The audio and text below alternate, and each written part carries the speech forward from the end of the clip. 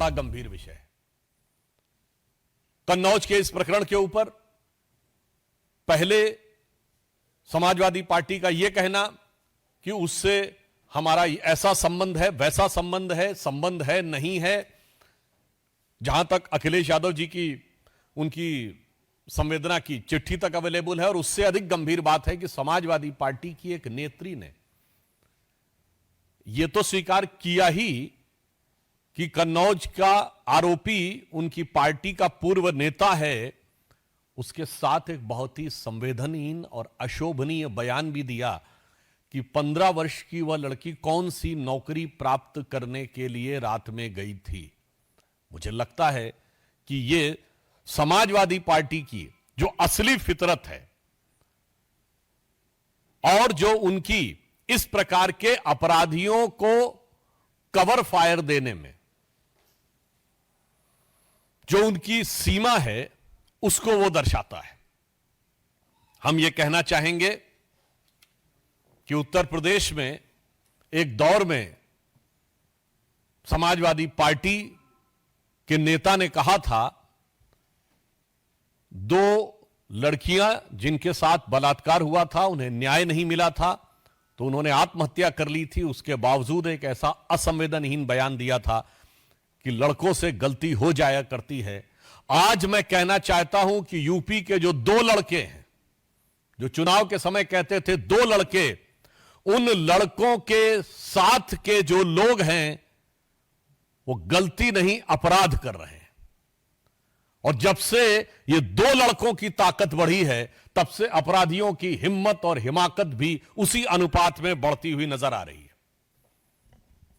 दुख की बात यह है कि इस प्रकार के विषय पर, जहां नाबालिग बच्चियों के साथ इस प्रकार के दुष्कर्म का आरोप हो, वहां पर ईमानदारी से, क्योंकि हम यह मानते हैं कि अपराध और अपराधी को जात पात, पंथ, मजहब और राजनीतिक दल के तराजू पर नहीं तौलना चाहिए, उसे सिर्फ अपराधी देखना चाहिए। परंतु उसके बावजूद बजाय संवेदनशीलता के अनेक प्रकार की मांगे की जा रही हैं।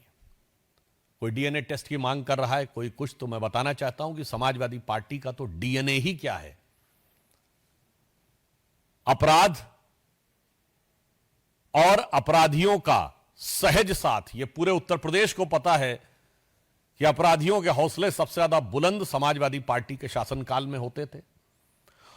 और समाजवादी पार्टी का असली डीएनए, मैं समाजवादी पार्टी के ही बहुत पुराने समाजवादी नेता हुए और शायर हुए अदम गोंडवी, जिनकी की एक बड़ी प्रसिद्ध पंक्ति है, और ये मैं कैविएट लगा के बोल रहा हूं, ये उनके शब्द हैं, मेरे नहीं हैं।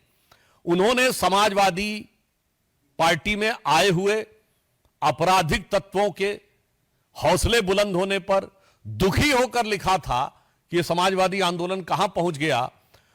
उन्होंने यह लिखा था कि काजू भुना है प्लेट में और विस्की गिलास में, उतरा है रामराज यूं विधायक निवास में।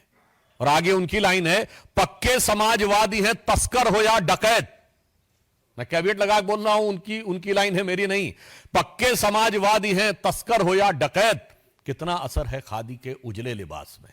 तो मुझे लगता है कि यह समाजवादी पार्टी के ही एक समाजवादी नेता के दिल का दर्द आज की समाजवादी पार्टी के असली डीएनए यानी राजनीतिक डीएनए को बताने के लिए पर्याप्त।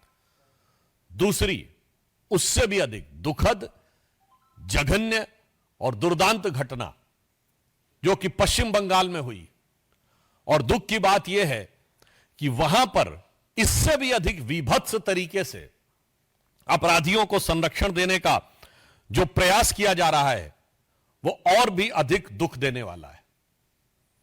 जिस प्रकार से वहां प्रिंसिपल को हटाया गया और 24 घंटे के अंदर दूसरे कॉलेज में नियुक्त कर दिया गया, इससे पश्चिम बंगाल की सरकार की उन अपराधियों के प्रति किस प्रकार की संरक्षण की भावना है, वो बेनकाब हो जाती है।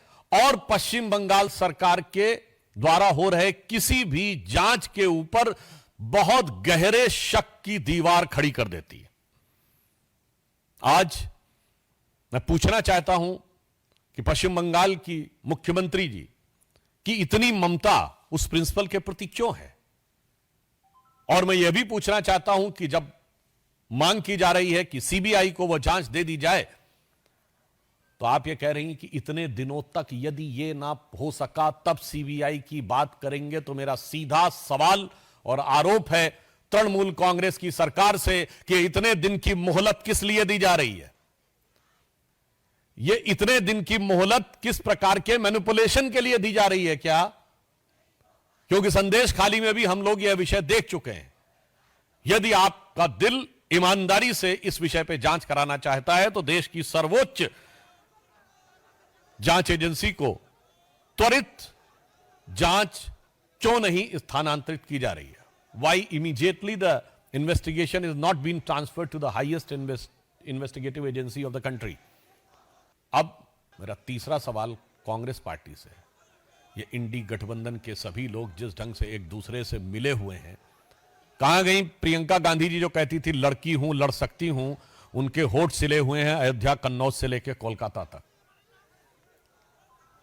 राहुल गांधी जी जो कहते थे कि मोहब्बत की दुकान, तो मुझे लग रहा है कि उनकी दुकान में, उनकी उस सियासी दुकान में मोहब्बत अपराधियों के लिए है, मोहब्बत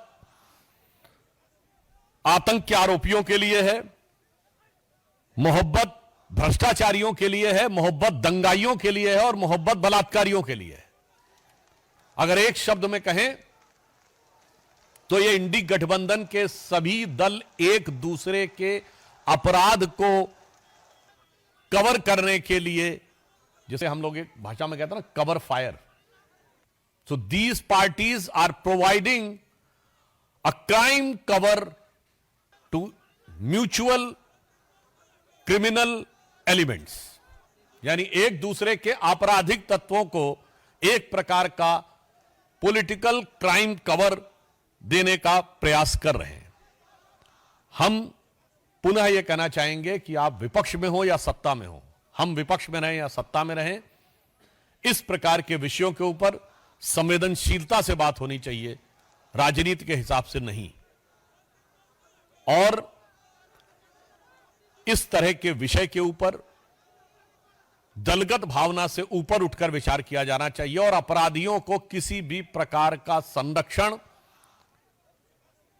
उनका मनोबल बढ़ाने का प्रयास अथवा उन्हें मोहलत देने का प्रयास नहीं करना चाहिए। धन्यवाद। प्रश्न सादर आमंत्रित हैं संजय शर्मा।